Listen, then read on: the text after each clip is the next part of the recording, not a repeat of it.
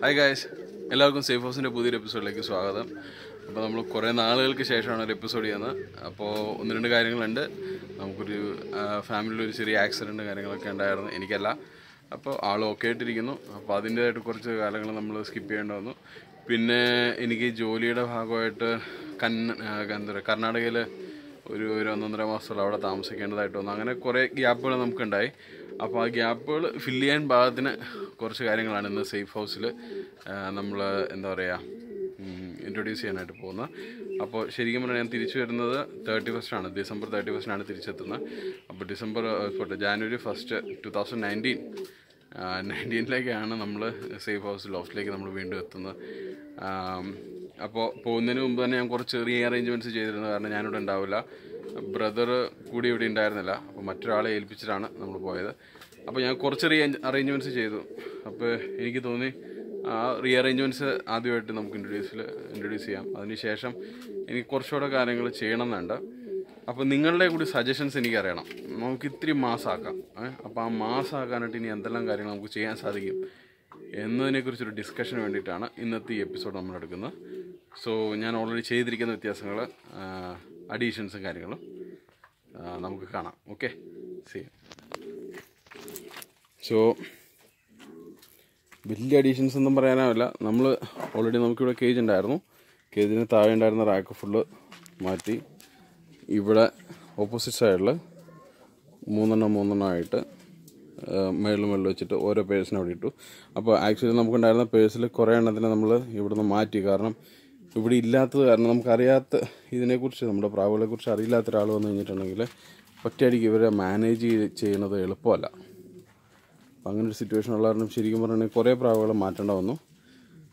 പിന്നെ എനിക്കൊരു പ്രാവിനെ നഷ്ടപ്പെട്ടു. അത് ശരിക്കും പറഞ്ഞാൽ വളരെയധികം എനിക്ക് ഇഷ്ടപ്പെട്ടൊരു സാധനമാണ്. നമ്മുടെ എക്സിബിഷൻ ഹോമർ മെയിൽ അത് നഷ്ടപ്പെട്ടു. അത് എന്താ ചെയ്യുക, ചില നഷ്ടങ്ങൾ നമുക്ക് ഒരിക്കലും റീപ്ലേസ് ചെയ്യാൻ പറ്റില്ല.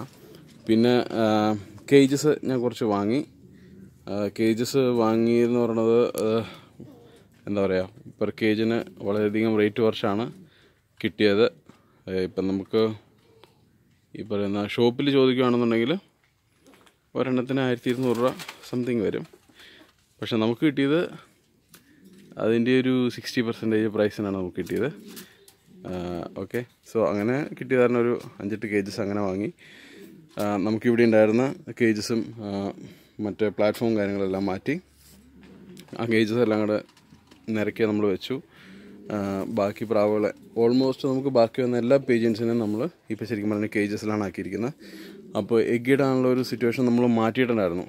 പാത്രങ്ങളെല്ലാം എടുത്ത് മാറ്റിയതിന് ശേഷമാണ് ഞാൻ പോയത്. പക്ഷേ ഞാൻ വന്നതിന് ശേഷം, അതായത് കഴിഞ്ഞ 1-ാം തീയതി വന്നതിന് ശേഷം നമ്മൾ പാത്രങ്ങളെല്ലാം പിന്നീട് തിരിച്ച് വെച്ച് ഫിറ്റ് ചെയ്തു. ഓസ്ട്രേലിയൻ ഗോൾഡ് റെഡ് എഗ്ഗ് ചെയ്തിട്ടുണ്ട്. പിന്നെ ഓള് ഗോൾഡ് അത് എഗ്ഗ് ചെയ്തിട്ടുണ്ട്. പിന്നെ അവിടെ ഇവിടെയൊക്കെ ആയിട്ട് താമസിക്കാണ്ട് എഗ്ഗ് ചെയ്യുന്നൊരു സിറ്റുവേഷൻ കാണുന്നുണ്ട്. പിന്നെ നമ്മുടെ ഫോസ്റ്റർ ഒരു പേര് അവർ എഗ്ഗ് ചെയ്തിരിപ്പുണ്ട്. ഒരു ടീം താമസിക്കേണ്ട എഗ്ഗ് ചെയ്യും. അങ്ങനെയൊക്കെ ആയിട്ടിരിക്കുന്നു. സോ ഇപ്പോൾ ഈ സിറ്റുവേഷൻ ഇതാണ്. നമ്മൾ 12 കേജസ് നമ്മൾ ശരിക്കും പറഞ്ഞിട്ടുണ്ടെങ്കിൽ ഈ സൈഡിൽ വെച്ചിരിക്കുന്നു. ബാക്കി പുതിയ കേജസ് വന്നിരിക്കുന്നത് ഫ്രണ്ടിൽ നമ്മൾ കയറി വരുമ്പോൾ തന്നെ കാണാൻ സാധിക്കുന്ന രീതിയിൽ ഈ 2 കോളായിട്ട്, ഈ 2 കോളത്തിലായിട്ട് 2 റോയിൽ ഫിറ്റ് ചെയ്തിരിക്കുന്നു. പിന്നെ നിങ്ങൾക്കറിയാവുന്നവരാണ്, നമുക്ക് ഈ സൈഡിലുള്ള കേജസ് ഇവിടെ തന്നെ ഉണ്ട്. പക്ഷേ താഴേക്കുള്ള ഭാഗം വേക്കൻ്റാണ്. പക്ഷേ അത് ഇങ്ങനെ വേക്കൻ്റായിട്ട് കിടക്കുന്നത് തന്നെയാണ് നല്ലതെന്നാണ് എനിക്കിപ്പോൾ തോന്നുന്നത്. അനുസരിച്ച് നമ്മളത് മാറ്റി കഴിഞ്ഞപ്പോഴാണ് ശരിക്കും കണ്ടത് അതിന് താഴെ കുറേ വേസ്റ്റുകളൊക്കെ നമ്മളത് അറിയില്ല. അപ്പോൾ ഇത് തന്നെ നമ്മൾ ശരിക്കും പറഞ്ഞാൽ കുറച്ചുകൂടെ പൊക്കത്തിന് വെച്ചിരിക്കുന്നതാണ്. അടിയിൽ നിന്ന് നമുക്ക് അടിച്ച് കളയാം. പിന്നെ ഇത്തരം കേജസിൻ്റെ ഒരു ഉപയോഗം എന്ന് വെച്ചിട്ടുണ്ടെങ്കിൽ അടിയിൽ ട്രേ ഉള്ളത് കാരണം നമുക്ക് വേസ്റ്റ് മാറ്റാം. അപ്പം അങ്ങനെ കുറച്ച് ഫങ്ഷണലായിട്ടുള്ള കുറേ ഹെൽപ്പ് ഈ പറഞ്ഞ കേജസിനുണ്ട്. പിന്നെ നമുക്ക് ഇതിൽ വേസ്റ്റ് വരുന്ന ഭാഗത്ത് ടാർപ്പൊളിയും പിരിച്ചിട്ട് ആ വേസ്റ്റ് വരുന്ന കളക്ട് ചെയ്ത് കളയാനുള്ള എളുപ്പത്തിന് അങ്ങനെ കുറച്ച് കാര്യങ്ങളൊക്കെ സെറ്റ് ചെയ്തു. ഇത്തരം സംഭവങ്ങളാണ് നമ്മൾ ശരിക്കും പറഞ്ഞിട്ടുണ്ടെങ്കിൽ കേജസ് അങ്ങോട്ടും ഇങ്ങോട്ടൊക്കെ മാറ്റി ചെയ്തിരിക്കുന്നത്. പിന്നെ എൻ്റെ ഒരു ഐഡിയ എന്ന് പറഞ്ഞിട്ടുണ്ടെങ്കിൽ ഈ ഫ്ലോറ് സിമെൻറ്റ് ചെയ്യണോ വേണ്ടോ എന്നൊരു സംശയത്തിലാണ്. കാരണം ഇപ്പം നമ്മൾ മെറ്റലും മണലുമാണ്. അപ്പോൾ ശരിക്കും വേസ്റ്റ് നമ്മൾ റിമൂവ് ചെയ്യുകയാണെന്നുണ്ടെങ്കിൽ അത്രയ്ക്ക് പ്രോപ്പറായിട്ട് പോകണമെന്നില്ല. അങ്ങനൊരു സിറ്റുവേഷൻ വന്ന കാരണമാണ് അങ്ങനൊരു ഐഡിയ ആലോചിക്കുന്നത്. നിങ്ങളുടെ സജഷൻസ് അത്യാവശ്യമാണ്. അപ്പോൾ നിങ്ങളൊന്ന് ആലോചിച്ചിട്ട് അതിന് പറയാം. പിന്നെ നമ്മൾ ഓട്ടോമാറ്റിക്കായിട്ടുള്ള ഡ്രിങ്കേഴ്സ് ഒപ്പിക്കുന്നുണ്ട്. ഇപ്പം നമ്മൾ ചെയ്തിരിക്കുന്നത് ഡ്രിങ്കർ നമ്മൾ പർച്ചേസ് ചെയ്ത ഡ്രിങ്കറാണ്. ഇതും ഈ പറഞ്ഞ പോലെ നമ്മൾ റേറ്റ് കുറച്ച് ഒപ്പിക്കുന്നതാണ്. നമ്മുടെ ചാനലുള്ള കാരണം നമുക്കൊരു ഗുണം കിട്ടുന്നതാണ്. അങ്ങനെയൊക്കെ നിങ്ങൾക്ക് ആർക്കെങ്കിലും അതുപോലെ പ്രൈസ് കുറച്ച് സാധനം മേടിക്കണമെന്നുണ്ടെങ്കിൽ എൻ്റെ അടുത്ത് ബന്ധപ്പെട്ടോ മതി, നമുക്ക് കാര്യങ്ങൾ സെറ്റാക്കാം. നമ്മൾ വേറൊരു സംഭവം സെറ്റ് ചെയ്യുന്നുണ്ട്. അടുത്ത 1-2 എപ്പിസോഡിനുള്ളിൽ മറ്റൊരു അനൗൺസ്മെൻറ്റ് ഉണ്ടാകുന്നതാണ്. അപ്പോൾ നമ്മളിപ്പോൾ ഫാൻസേഴ്സിനെ ഹെൽപ്പ് ചെയ്യാൻ വേണ്ടിയിട്ടൊരു അനൗൺസ്മെൻറ്റ് വരുന്നതാണ്.